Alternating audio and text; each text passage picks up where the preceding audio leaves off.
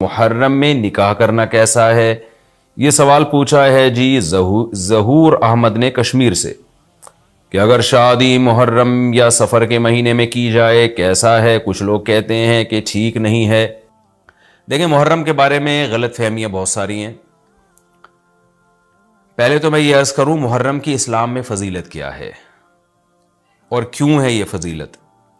رسول اللہ صلی اللہ علیہ وسلم نے فرمایا کہ محرم کو آپ صلی اللہ علیہ وسلم نے شہر اللہ قرار دیا ہے۔ صحیح حدیث ہے کہ آپ صلی اللہ علیہ وسلم نے فرمایا، صحیح مسلم کی حدیث ہے کہ رمضان کے روزوں کے بعد سب سے زیادہ جو روزے افضل ہیں وہ شہر اللہ المحرم، اللہ کے مہینے محرم کے ہیں، یعنی اللہ کی طرف اس محرم کی نسبت کی جا رہی ہے، تو یہ ایک بڑی فضیلت کی چیز ہے۔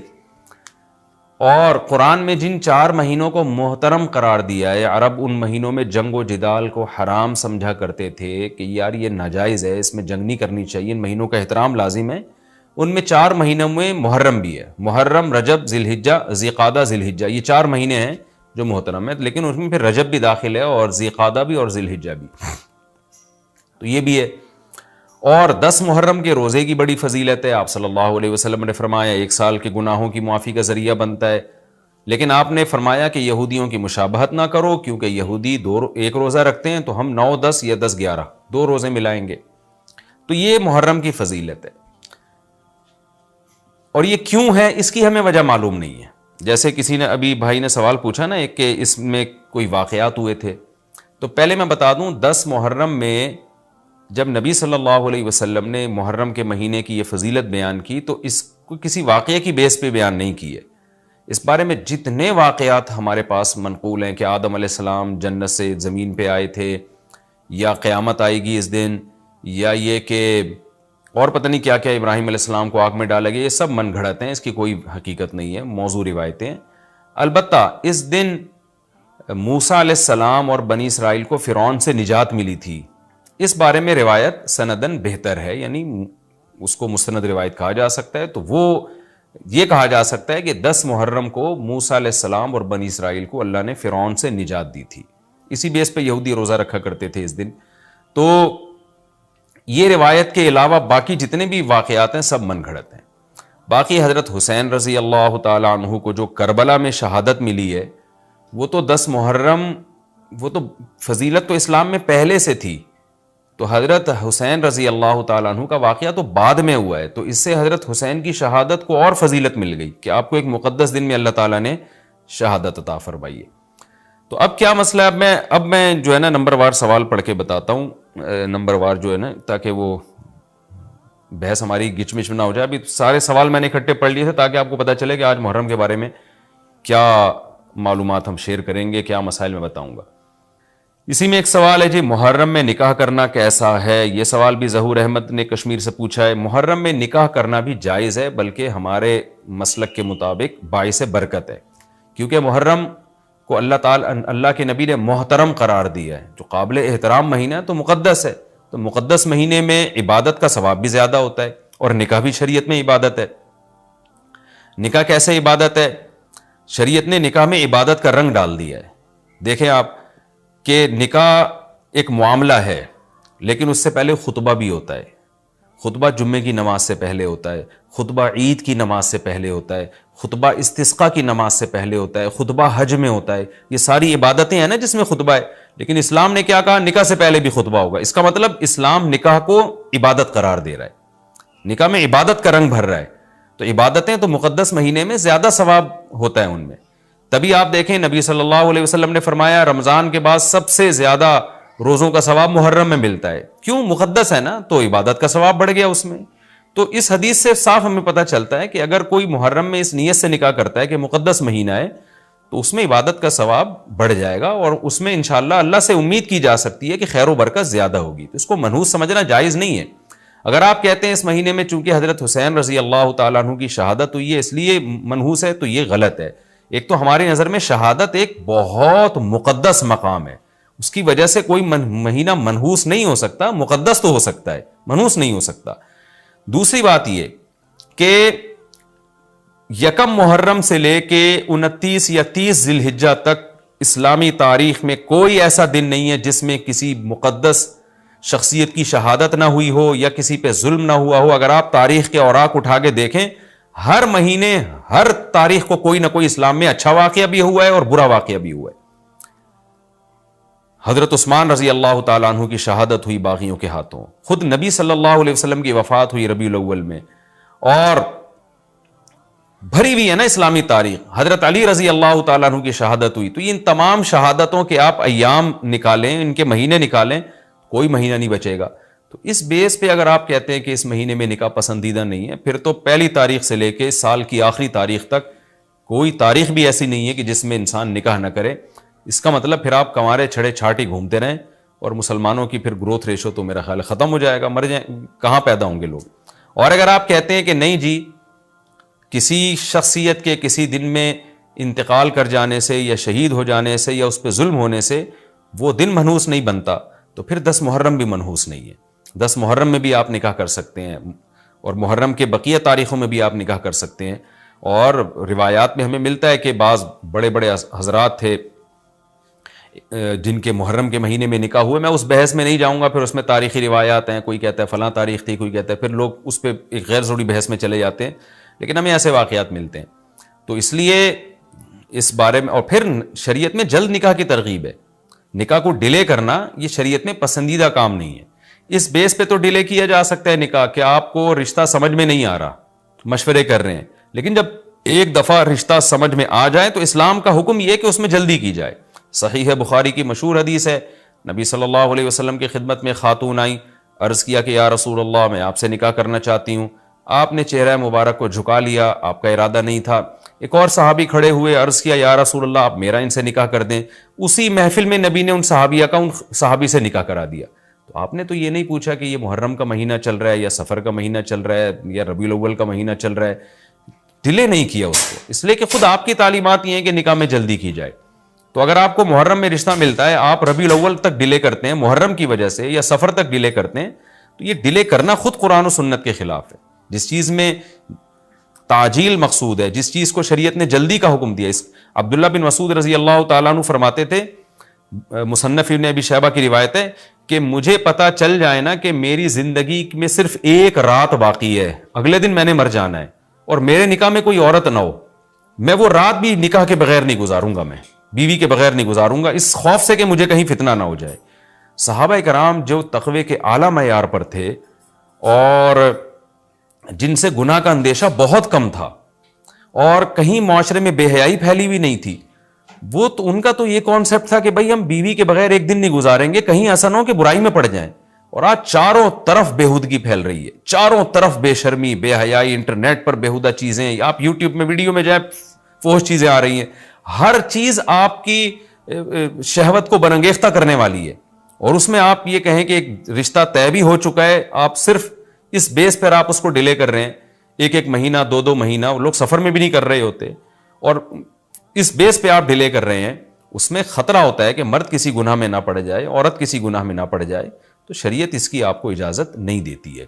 اور پھر اس میں یہ بھی ہوتا ہے کہ اگر آپ ڈیلے کرتے ہیں تو منگنیاں توڑنے کا شیطان کو موقع بہت ملتا ہے. میرے سامنے ایسے درجنوں واقعات ہیں, رشتہ طے ہوا لیکن جی چونکہ محرم ہے یا سفر آ رہا ہے تو ہم ربیع الاول میں کریں گے, یا منگنی کو کسی بھی وجہ سے ڈیلے کر دیا. تو جب منگنی ڈیلے ہوتی ہے, یعنی نکاح ڈیلے ہوتا ہے, منگنی ہو گئی, نکاح کو ڈیلے کر رہے ہیں آپ, اس میں شیطان پھر دونوں کو لڑواتا ہے. منگنیاں ٹوٹتی ہیں, اکثر نفرتیں پھیلتی ہیں, غلط فہمیاں, بدگمانیاں شیطان کو پھیلانے کا موقع ملتا ہے. اس لیے شریعت میں تو منگنی کا لفظ ہی نہیں ہے, شریعت میں ہے خطبہ. خطبہ کا مطلب نکاح کا پیغام بھیجا, ان کو جب سمجھ میں آ گیا تو فوراً نکاح کر دیا, بیچ کا کوئی راستہ نہیں اللہ نے رکھا. تو چاہے وہ محرم ہو, چاہے وہ سفر ہو, چاہے وہ ربیع الاول ہو, چاہے وہ ربیع الثانی ہو. ہاں کوئی اس وجہ سے ڈیلے کر رہا ہے نکاح, کوئی واقعی شرعی عذر ہے اس کو, وہ بہت سارے مسائل ہیں, لیکن محرم کا ہونا بہرحال کوئی شرعی عذر نہیں ہے. تو اس لیے ہم اس میں نکاح کو جائز سمجھتے ہیں, باعث برکت سمجھتے ہیں. پھر میں بار بار بتا رہا ہوں کہ جو وہ شیعہ حضرات جو کر رہے ہیں ان کو کرنے دیں, میں آپ کو آپ کے مسلک کی بات بتا رہا ہوں. ہم جو قرآن و سنت کو اور اصحاب رسول کو فالو کرتے ہیں اور اہل بیت کو بھی مانتے ہیں, ہم ان کی بات کر رہے ہیں. وہ بھی دعویٰ کرتے ہیں کہ ہم مانتے ہیں, تو ان کو ان کے دعوے پہ رہنے دیں. ہم تو وہی بات کریں گے جو ہمیں صحیح لگے گی. اچھا بھائی, یہ بھی ایک سوال پوچھا ہے جی 10 محرم کو کون کون سے نبی کو نجات ملی؟ یہ بھی سوال میں نے دہرایا تھا، ام محمد نے پوچھا ہے۔ تو دیکھیں اس بارے میں صرف ایک واقعہ مستند ہے، حضرت موسیٰ علیہ السلام کو فرعون سے نجات ملی۔ اس کے علاوہ 10 محرم کی طرف جتنے قصے منقول ہیں، ابراہیم علیہ السلام کو آگ میں ڈالا گیا، پھر آدم علیہ السلام دنیا میں آئے، یا اس دن قیامت آئے گی، یہ سب من گھڑت ہیں، ان کی کوئی حیثیت نہیں ہے، ان کو نہیں بیان کرنا چاہیے۔ یہ بھی سوال ہو گیا قیامت کیا محرم میں آئے گی؟ ایسا نہیں ہے، ہمیں نہیں پتا محرم میں آئے گی یا سفر میں آئے گی۔ سورہ طٰہٰ میں اللہ نے صاف طور پہ بتا دیا کہ اکاد اخفیہا لتجزا کل نفس بما تسعی، میں قیامت کے دن کو چھپا دوں گا۔ اللہ نے کسی کو نہیں بتایا کس دن آئے گی، آئے گی تو اچانک آئے گی۔ اچانک وہی چیز ہوتی ہے جس کی ڈیٹ کا ہمیں علم نہیں ہوتا۔ لا تأتیکم الا بغتہ، قرآن کہتے ہیں اچانک آئے گی، تو اچانک کا مطلب اس کی ڈیٹ اللہ نے، اس کا سال، اس کا مہینہ اللہ نے ہمیں نہیں بتایا، تبھی تو اچانک آئے گی وہ۔ 5 درہم بیلنس پر 1 درہم بونس ملنے کا حکم۔ UAE میں میرے پاس ایک سم ہے، اگر میں اس میں 5 درہم کا بیلنس ڈالتا ہوں تو 5 درہم کا بیلنس اور 1 درہم کا بونس ملتا ہے، اور 10 درہم کے بیلنس کی صورت میں 2 درہم کا بونس ملتا ہے۔ کیا یہ بونس میرے لیے حلال ہے؟ مصدق شاہ ابو زیبی سے۔ دیکھیں یہ جو ایڈوانس میں آپ پیسے ڈال دیتے ہیں اور 5 درہم ڈالے تو 6 درہم آ گئے، یہ سود نہیں ہے، اس لیے کہ ایسا نہیں ہوتا کہ 5 درہم آپ نے دیے تو آپ کو کمپنی نے 6 درہم دے دیے۔ درہم تھوڑی دے رہی ہوتی ہے، کمپنی 6 درہم کا بیلنس دے رہی ہوتی ہے۔ اس کو وہ تعبیر یہ کرتی ہے کہ 5 درہم پہ آپ کو 6 درہم ملیں گے، وہ درہم نہیں ملتے، آپ کو بونس زیادہ مل جاتا ہے۔ یعنی ایسے ہے، یعنی آپ کو وہ جو یونٹ ہے نا کال کرنے کے، وہ زیادہ مل جاتے ہیں۔ تو اگر کوئی ایڈوانس پیسے دے رہا ہے اور اس کے بدلے میں کمپنی خوش ہو کے اس کو منٹ زیادہ دے رہی ہے تو بہت اچھی بات ہے۔ اس منٹ کو وہ تعبیر یہ کرتے ہیں کہ 5 درہم پہ ہم نے 6 دے دیے، 10 درہم پہ ہم نے 12 دے دیے، تو 12 نہیں مل رہے ہوتے، 5 درہم پہ آپ کو یونٹ مل رہے ہوتے ہیں، اتنے جتنے عام نارملی 6 درہم پہ ملتے ہیں، تو اس کو وہ تعبیر کر رہے ہوتے ہیں۔ تو یہ بالکل سود نہیں ہے، بالکل جائز ہے، اس کا کوئی گناہ نہیں ہے۔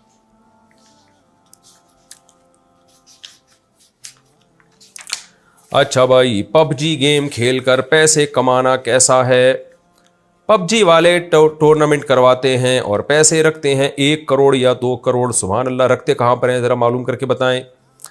پھر جو جیتتا ہے اس کو بانٹ دیتے ہیں، کسی ٹیم سے کوئی پیسے نہیں لیے جاتے، کیا یہ حلال ہوگا یا حرام؟ غفران صاحب اتر پردیش سے۔ بھائی سوال میں خود وضاحت کی گئی ہے کہ کسی سے بھی پیسے نہیں لیے جاتے، تو اگر پیسے نہیں لیے جا رہے لوگوں سے تو پھر تو یہ جوا نہیں ہے بلکہ ایک طرح کا انعام ہے کہ جو جیتے گا ہم اس کو دے دیں گے۔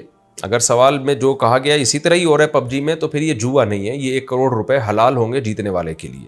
لیکن پب جی کھیلنا اور اس میں ٹائم ویسٹ کرنا یہ بہرحال سخت مکروہ ناپسندیدہ عمل ہے، یہ کوئی قابل تقلید عمل نہیں ہے اور اپریشیٹ کیے جانے والا عمل نہیں ہے کہ آپ اس کو اپریشیٹ کریں، اور یہ پیسے کمانے کا بھی گھٹیا طریقہ ہے۔ تو میں حرام ہونے کا فتویٰ نہیں لگا رہا، بہرحال نامناسب اور گھٹیا طریقہ ہے، اپنے آپ کو ان فضول کاموں سے بچائیں۔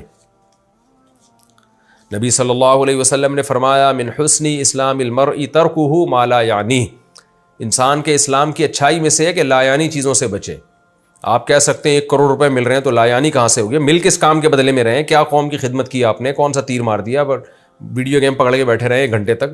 تو پیسے کمانے کے بھی کوئی عزت والا طریقہ اختیار کریں، لوگوں کا علاج کریں یا لوگوں کو کوئی بزنس دیں یا لوگوں کو کوئی اچھے مشورے دیں یا کہیں لیکچرار لگ جائیں یا فوج میں چلے جائیں یا کوئی لوگوں کا کام کریں، کوئی کارپینٹر بن جائیں، کوئی مزدور بن جائیں، کوئی اچھی خدمت کے بدلے میں پیسے لیں تو وہ پیسہ حلال طیب کہلاتا ہے۔ یہ ویڈیو گیم کھیل کھیل کے پیسے کمانا یہ کوئی مزیدار کام نہیں ہے، یہ بے برکت والا کام ہے۔ اچھا بھائی، یہ کچھ پرانے مسائل تھے جن کا میں نے جواب دیا، رہ گئے تھے یہ۔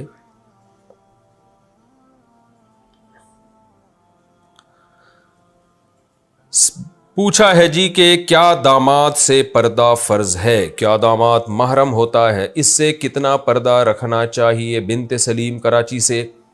دیکھیں داماد محرم میں داخل ہے، نامحرم نہیں ہے۔ داماد سے ساس کا پردہ نہیں ہوتا کیونکہ ساس ماں کی طرح ہوتی ہے، یہی وجہ ہے کہ اس سے ہمیشہ نکاح حرام ہے۔ داماد اگر اپنی بیوی کو طلاق دے دے یا اس کی بیوی مر جائے تو بھی ساس سے نہیں نکاح ہو سکتا۔ تو لہذا وہ محرم ہے. لیکن ساس بھی اگر جوان ہے اور داماد بھی اگر جوان ہے تو ریزرو رہنا بہرحال ضروری ہے.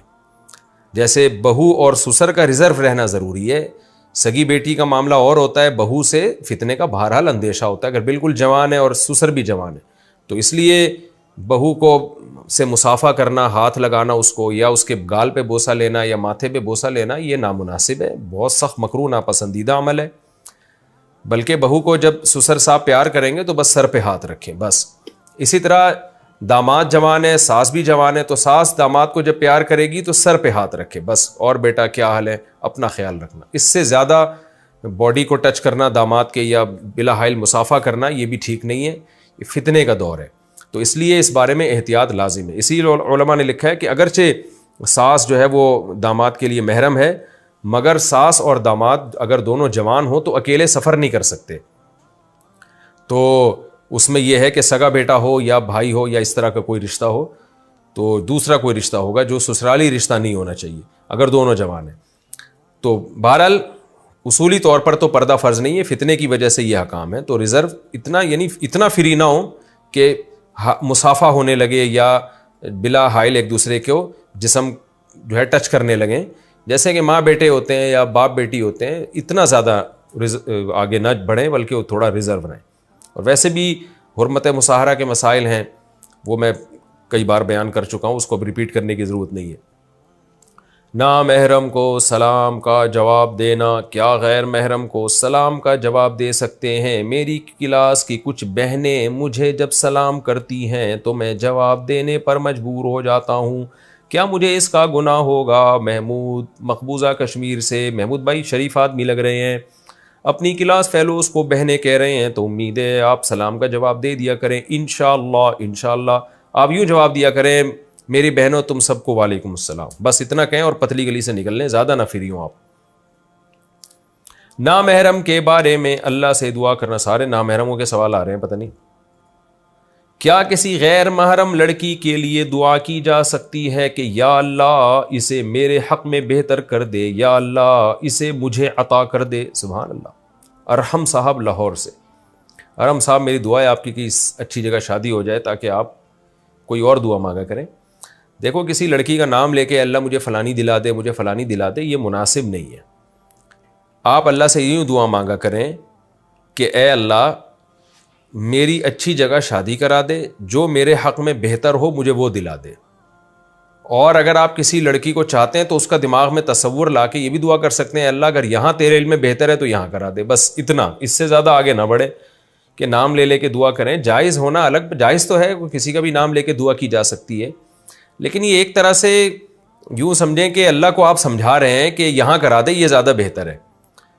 تو یہ اللہ کو نہ سمجھائیں. اس کی مثال ایسے ہے جیسے ایک شخص نبی صلی اللہ علیہ وسلم کی خدمت میں آیا, عرض کیا یا رسول اللہ آپ میرے لیے دعا مانگیں کہ اللہ مجھے مال و دولت عطا کرے. آپ نے منع کیا, اس نے, وہ منافق تھا, پھر کہنے لگا دعا کریں مال و دولت. تو نبی صلی اللہ علیہ وسلم نے منع کیوں کیا؟ اس لیے کہ یہ دعا مانگنا ہے اللہ مجھے دولت دے دے, یہ مناسب نہیں ہے. دولت سے جو مقصد ہے وہ دعا مانگنی چاہیے. دولت کا مقصد کیا ہے؟ آپ کی زندگی عافیت سے گزرے, آپ میں استغنا ہو, آپ کی زندگی پرسکون ہو جائے. تو اللہ سے یوں دعا مانگے, اللہ مجھے کشادہ رزق حلال دے دے, اے اللہ مجھے استغنا عطا فرما, میں کسی کے سامنے ہاتھ نہ پھیلاؤں, حلال کشادہ رزق برکت والا. تو یہ دعا مانگے جائیں, اے اللہ میری اتنی تنخواہ کر دے, 50 لاکھ کر دے, 1 کروڑ کر دے. یہ نامناسب الفاظ ہیں, اس لیے کہ اس کا مقصد ہے, یہ دعا میں آپ گویا اللہ کو سکھا رہے ہوتے ہیں کہ مجھے پیسے سے مطلب ہے, مجھے پیسے سے جو مقصد ہے نا وہ مقصد سے مطلب نہیں ہے, میرا مقصد ہی پیسہ ہے.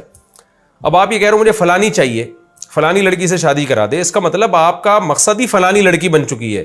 حالانکہ شادی کا مقصد تو سکون, اطمینان اور ایک کامیاب لائف ہوتی ہے. تو وہ اللہ سے یوں دعا مانگے جو ایسی ہو وہ والی دلا دے مجھے. تو اب ہو سکتا ہے وہ آپ اللہ کے علم میں آپ کے لیے بہتر نہ ہو. اچھا یہ جو 1.5 ہوشیاری ہو رہی ہے کہ اللہ اسی کو بنا بھی دے ایسا, تو یہ بھی 1.5 ہوشیاری ہے. بھائی آپ اللہ سے سیدھا سیدھا دعا کریں کہ اللہ مجھے نیک صالح بیوی عطا فرما, جو میرے لیے بہتر ہو, مجھے اس سے محبت ہو, اس کو مجھ سے محبت ہو, ایسی عطا فرماتے. بس یہ دعا مانگا کریں.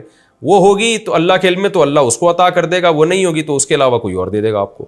تو اس طرح سے نام لے لے کے دعائیں مانگنا اور یا اسپیسیفک اس طرح کی چیزیں مانگنا یہ نامناسب ہے. اس سے جو مقصد ہے وہ دعا مانگنی چاہیے کہ اس سے آپ کا مقصد کیا ہے. مقصد ہے سکون کی زندگی، تو سکون کی زندگی مانگیں اللہ تعالیٰ سے.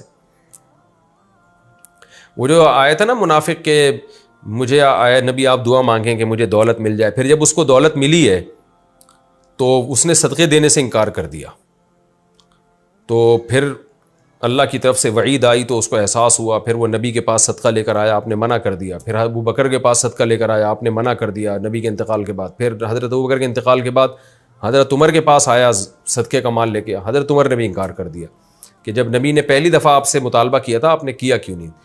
کیا مطلب؟ اس کو اللہ نے مال دیا اور آزمائش میں ناکام ہو گیا پھر وہ. تو اس لیے بھائی اللہ سے بس عافیت مانگا کرو.